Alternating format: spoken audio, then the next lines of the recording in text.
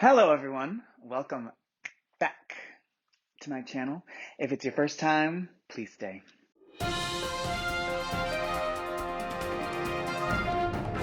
Today I'm going to be making a huge chocolate cake, better known as a blackout cake, and originally known as a Brooklyn blackout cake.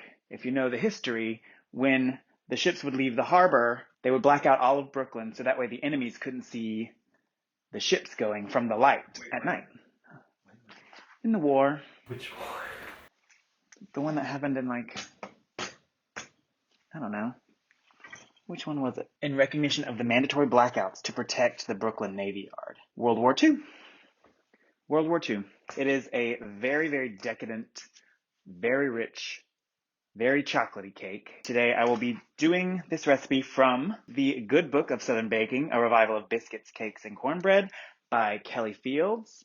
And I was drawn to this book, obviously, as a Southern person. Also, she is in the family, the LGBTQIA family, and born and raised, I believe, in Charleston. But this cake, this picture looks like the cake from Matilda. Right? Yeah, we can Bruce out later.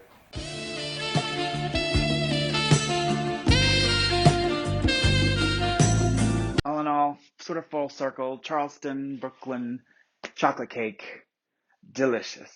And in honor of today's recipe, I have gone head to ankle black, but I'm still wearing my frocks. Let's go ahead and get started. Do you think that was good enough? So, I already have my oven preheating to 350 degrees. Now I'm just going to prepare my two 10-inch cake pans. I'm going to first spray them with, this is a pan baking spray. It's made with flour. So, spritz and spritz there, and then I'm going to lay my parchment papers in.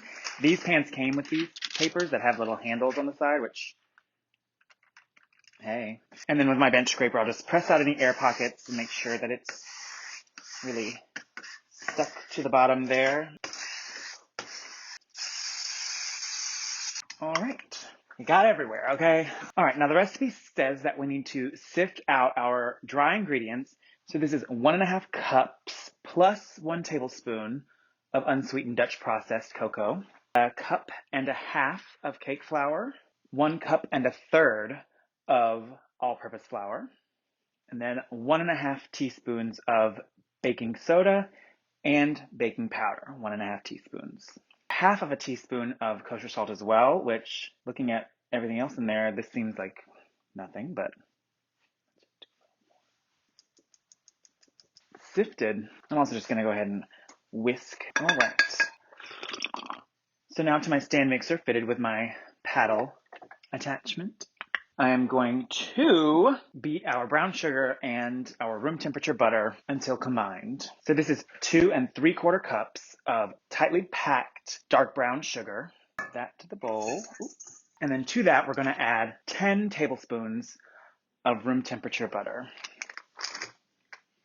We're just going to beat these on medium speed until no pieces of butter are visible.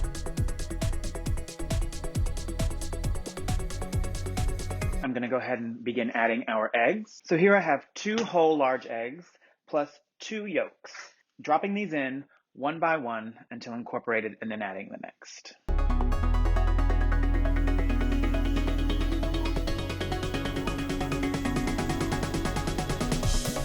Look at that change, wow. Now I'm just going to scrape down the sides of my bowl. And I'm going to continue to mix just for a few more seconds. Talk about delicious. God, butter and sugar. Do you want to lick this? So for the water to be added to this cake, this recipe calls for a cup of hot coffee. So I've already brewed a cup of coffee here. To that, I'm adding 1/4 cup of hot water. And to this, we'll add 1.5 teaspoons of vanilla extract. And we're going to set this aside. Here I do have 1.5 cups of room temperature buttermilk. And now I'm going to begin alternating my dry and wet, beginning with dry and ending with dry in 3 portions. And so I'll do the buttermilk in 2 portions, letting everything combine and mix before adding the next.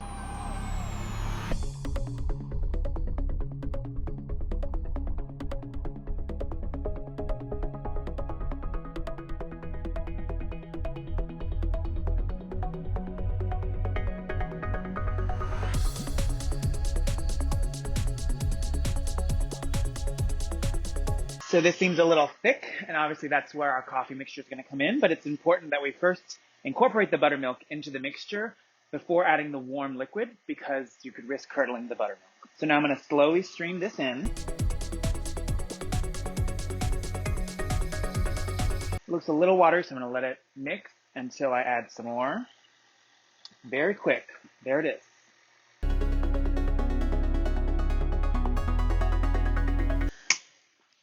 So now we're going to fill our cake pans. I am going to weigh them just to make sure that they are the same, since we are going to be cutting these into 3 separate layers each. We do want them to be the same. So I'm going to go and tear the pan. Now that I have them weighed out, I'm just going to go in with an offset spatula and even out the pan, get it to the corner, get it all in there. So now I'm going to stick these in my 350-degree oven for about 32 to 40 minutes until you can touch the top and it springs back and a cake tester goes in through the center and comes out clean. And then I am also going to rotate them up and down, front and back after 20 minutes. So now we're going to move on to the ganache. I've already gotten here a pot of water brought to a boil. Now I'm going to take it off of the boil. On top, I'm going to place in a large heat-proof bowl 1 pound and 11 ounces of dark chocolate, along with a large pinch of kosher salt. And over the heat, we're just going to begin stirring until the chocolate slowly begins to melt. In the meantime, we're also going to go ahead and bring 3 cups of heavy cream on the stovetop to a scald. So it'll start bubbling just around the edges, and there'll be a light whiff of smoke. Smoke? Steam. There's a big difference. A wisp of steam, not smoke. It's also hilarious that that's all that this icing is just chocolate and cream mixed together and then set. The recipe does state that it will take several hours at room temp for it to set up. So when I first make it, it will seem pretty soupy, a little more thin than what you would imagine an icing would be, but it should come together.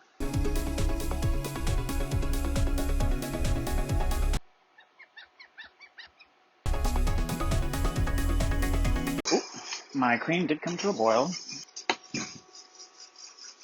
I'm gonna return this to the heat just to get this chocolate going a little faster. Take it back off. That looks pretty nice.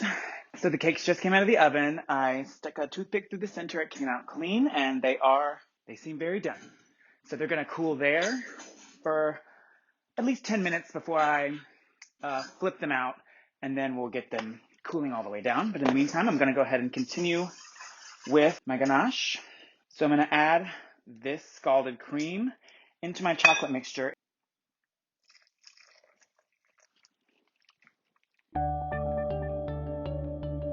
I have heard tell that this is like a very, it's sort of, you might look at it and be like, oh, it's not doing what I want, or it's setting up, or it's getting a little too firm, but they say trust the process, just keep going, and eventually it will come down to the consistency that you desire. Is that the biggest bowl? Uh-huh. Oh man, but you wish it was a little bigger. Sure do, sis. No, you don't.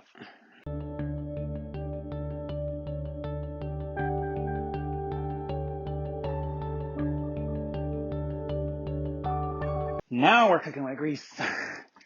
We're looking for smooth, shiny, and incorporated. And you know what? That's what it looks like to me. This is a workout. So I'm going to cover this, and then it's going to stay at room temp for several hours while it cools down and firms up. Oh, you know what would be so good? This, but on like a 3-day old Pop-Tart. So now for my layer cake, I'm going to be making a soak, and the soak for this cake is just simple syrup, which is equal parts sugar, granulated sugar, and water, brought to a boil and then cooled back down. This is 2 cups of water, and to it I am going to add the 2 cups of sugar. Once it is onto a rolling boil, I'll let it sit there boiling for 45 seconds, and then I'll remove it, and we'll chill it until we're ready to soak the cake. This should happen fast. All right, I'll kill the heat. I'll set this off to the side to cool in the pot for a few minutes before I put it into a different container to then go into the refrigerator. Simple syrup covered in the refrigerator will keep, but if you leave it uncovered, it will start to recrystallize. Make sure it's covered, airtight. So now our cakes have cooled down. I did let them cool at room temperature off to the side uncovered for well over an hour. And then I wrapped them in plastic individually and then stuck them in the refrigerator just to continue to cool down, because these will be a little easier to slice into these layers if it's a little bit cooler. First things first, we're going to remove the dome top from each of our cakes. Here I have a little Lazy Susan and my serrated blade. I don't want to take too much of it off, honestly, because I do want to keep a little bit of this rise so that these layers are going to be very, very thin. So I'm just going to sort of score where I want as I go around.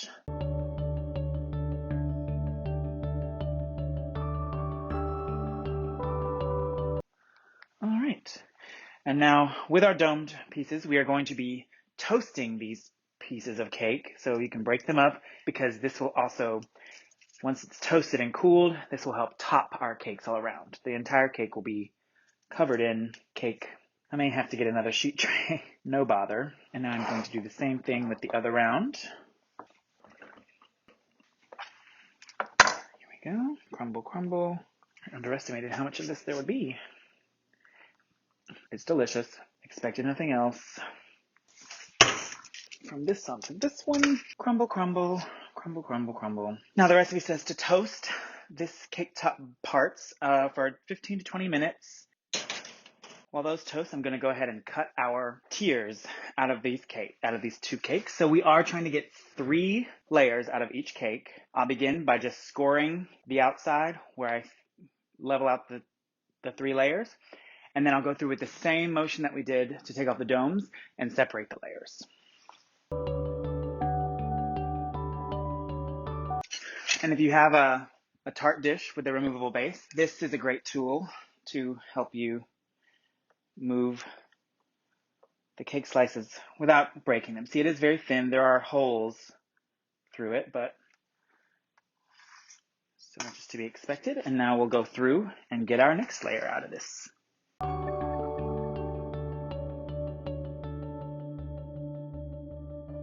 So now we have these 3 layers here for my first cake, and I'll just go back through and do the same thing with the second one. All right, so now I have my cooled ganache here. It is thickened up a bit, obviously from our previous texture.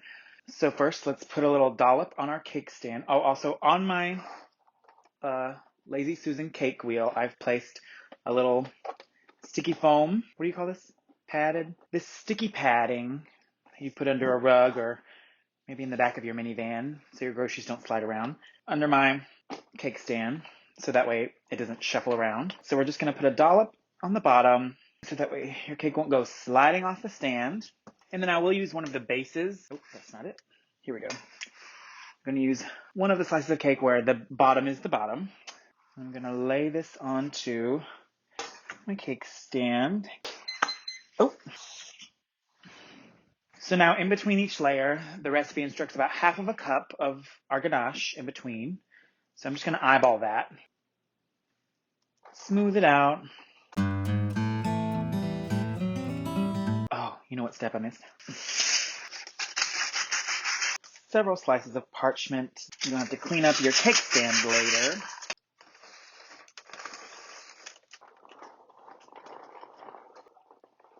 All right, then I'll add another layer. Oh wait, I didn't soak that bottom one. Oh well, I'll do it now. I did forget to add the soak to the bottom tier, but If you do to all the rest. Yeah, it'll be absolutely fine.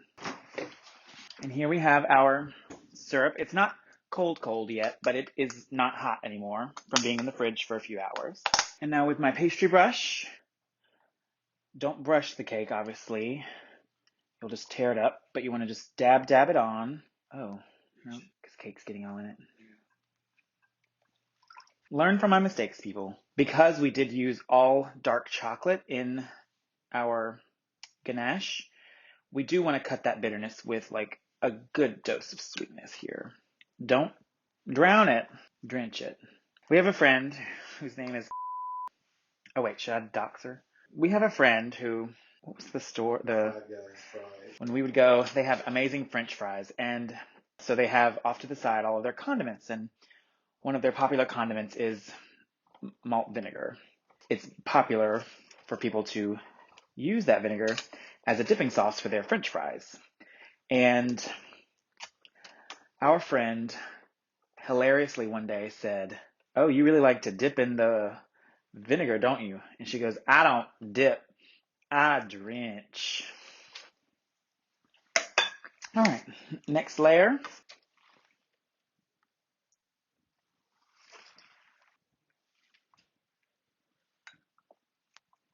Then we'll do our soak. And we'll just repeat this until we get to the top. We don't need to see all of this. I'm ready for my last layer, the very top. Normally in cake baking, you will, use the bottom for the bottom and a bottom for the top. So I've inverted this, so it will just slide on here. Boop, position it. We are going to do our soak, soaking it up. And I can more brush this side, not be so tender with it. It is baked. Oh yeah. All right, now we'll go in with... Could have been a disaster. Utilize what's left here to cover the rest of the cake. Now, I don't have much ganache to work with as far as covering the sides, but as you can see, we have a lot of spillage, which is fine because it's all the same. So we'll blend it and mix it in, and then we're going to pulverize our toasted cake bits to smaller bits, and then they will cover the entire ganache on the outside anyway, so it doesn't have to look good. You don't have to stress too much about this part.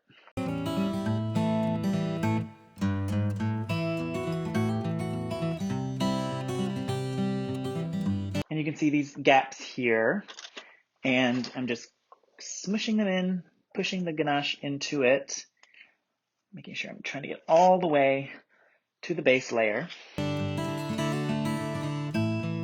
and because I'm leaning over, I ain't as young as I was. Let me catch my breath. I never drink wine. What are you talking about? Thank you, my girl. It's hard to find good help, but thankfully... That's for guests. Oh, God, for guests. We have, like, so many inside jokes that it's like, if I told you right now, it wouldn't be funny. It would not be funny. But to us, knee slapping. Just hilarious. I don't live here. I just work here. And I pay rent in baked goods. That's about as much as it's gonna go. I have no idea why the recipe made us make so much simple syrup. So don't feel the need to do that. But it's always great to have on hand for your cocktails, So now I'm just going to transfer my cake bits into my food processor. This is where the parchment paper comes in handy. Just pick it all up. All right, now we're just gonna give this... Looks great to me. Just transfer this to a different bowl.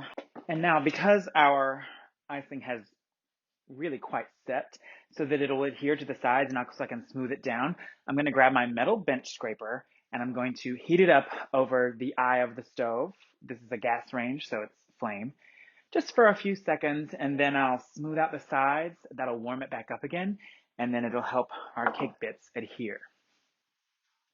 That's all it takes. It's pretty warm now.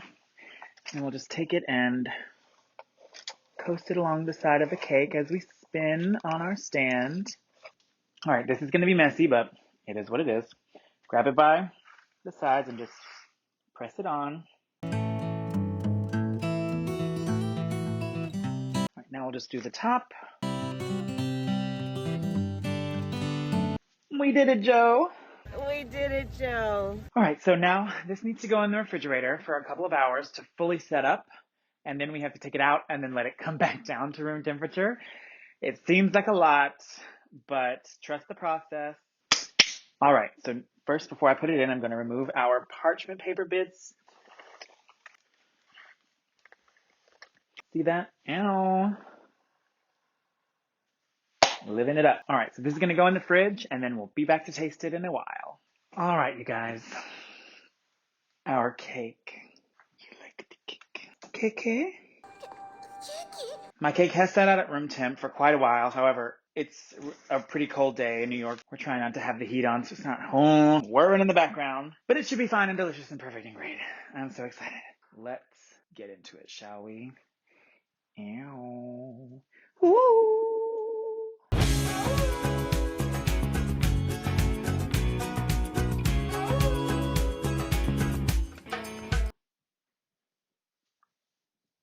Oh yeah, the ganache has firmed up for sure. Oh yeah, it's very firm. All right, let's see that cross section. Oh. Can you believe? It looks pretty good. Now I do want to kind of imitate what she's done in the book, where it's kind of soaking in some milk. Milky, milky milk. The milky, milky. Have a little bit of milk.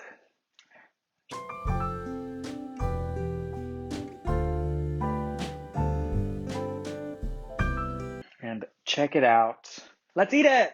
I'm gonna dive in. I feel like my ganache is a little firm. If it was warmer in here, it might have settled down a little bit, but...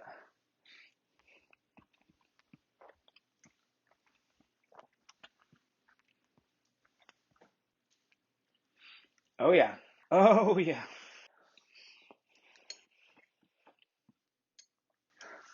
It's kind of fudgy. Yeah. Oh my goodness. This is death. But a welcome death. All right, Kelly. Let me have some wine. It's delicious. I haven't had dinner yet, so I don't really see myself eating this entire piece right now. Oh, excuse me. Thank you so much for watching. I hope you enjoyed this video. And if you do recreate this cake, please let me know how it went for you down below in the comments. And if you have this book by Kelly Fields, The Good Book of Southern Baking, and you want to see something else, let me know because I have the book and I might as well use it. No, yeah, I hope to make more recipes from this book one day, either at home or here on the channel for you guys. And I definitely recommend it. It's not quite as detailed as I would like it to be in its measurements and precision, but I've had a good time with it.